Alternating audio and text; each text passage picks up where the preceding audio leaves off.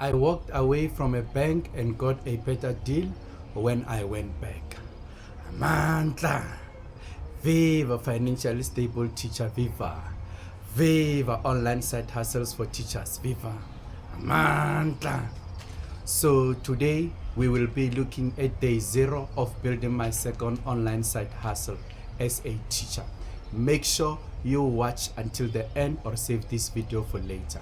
If you enjoyed this type of content, like and subscribe. Greetings, comrade. Mener Online speaking, a grade 12 maths lit and life sciences online teacher who also knows how to swim. I also wrote a book called How I Made 50,000 Rand through online extra lessons from my toilet using TikTok. Let's get back to the video. Let me tell you about the day I walked into a Capitec bank looking for a loan and walked out without taking the loan deal they have offered me. Not because they rejected me, but because I realized that I didn't need what they were offering me on that day. And sometimes that is where your strongest financial position begins. Knowing when you can afford to walk away from a deal that does not serve you. This is day 0 of my journey, and here is exactly what happened. I had a YouTube Masterclass that I wanted to attend that cost a total of 2,500 Rand. I had already paid the 800 Rand deposit which was required and needed a loan to pay the remaining balance of 1,700. Few days later, I went to Capitec because I wanted to explore my borrowing options. And that is where things got interesting. The bank offered me something which I did not need. When I got to Capitec, I went there looking for a loan. Nothing more, nothing less. But instead, they wanted me to consider taking an access facility. And I said no. Not because I couldn't take it, but because I stopped and asked myself, do I actually need this loan in the form of access facility? And the answer was a big no. I did not need extra money just because someone was willing to offer it to me. That distinction is extremely important because having access to credit doesn't mean you should always take it and use it. So I walked away. I explained my situation to them, why I can't take that access facility. I told them that I didn't really need the money that they were offering me. And then I walked away as I indicated. And honestly, I think this was one of the most important financial decisions I made during this process because I was not desperate for that loan. I was not trying to force a deal even where it was not possible. I knew what I wanted. And because I was willing to walk away, I was negotiating from a stronger position. Sometimes the strongest financial decision you can make is simply by saying, no, thank you.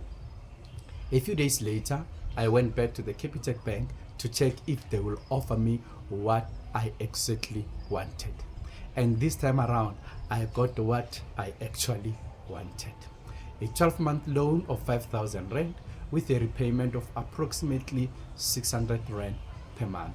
But here is the part I really want you to pay attention to. I did not take the money because I suddenly wanted to spend 5,000 Rand. I had a specific reason for that amount of money that I was looking for. The following day, I paid the remaining balance of 1,700 balance for the YouTube Masterclass that was to take place in Johannesburg.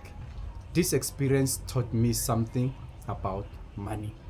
Don't borrow simply because you qualify. Don't allow a bank, a salesperson, or anyone else to convince you that you need money just because they are willing to give that money to you. Know what you need. Know what you can afford.